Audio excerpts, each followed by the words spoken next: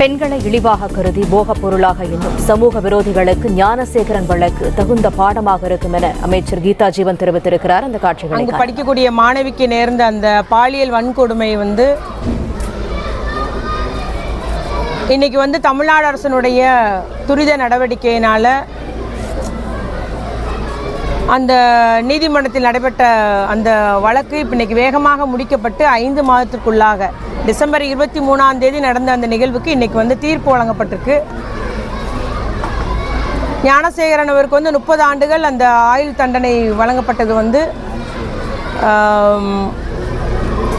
பெண்களை இழிவாக கருதி போகப் பொருளாக எண்ணி, ஏன்னா உடல் வலிமையிலே பெண்கள் வலிமை குறைந்தவர்கள் தான், அதை வைத்து அவர்களை மிரட்டுவது, பாலியல் வன்கொடுமை செய்யும் அந்த சமூக விரோதிகளுக்கெல்லாம் இது சரியான பாடமாக இருக்கும்.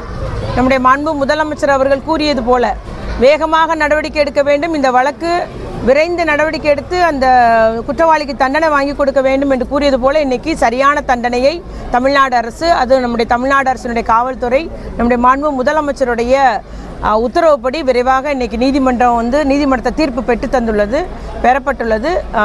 ஒரு சரியான ஒரு நடவடிக்கையாக கருதப்படுகிறது. பெண்கள் இனி தைரியமாக புகார் கொடுக்கலாம். நம்மை பாலியல் கொடுமைகளுக்கு உள்ளாக்கும் ஆண்களை பற்றிய புகார் தர முன் வருவார்கள். பெண்கள் மத்தியில் இன்னும் ஒரு விழிப்புணர்வு ஏற்படும் என்பதை நான் இங்கு கூறிக்கொள்ள விரும்புகிறேன்.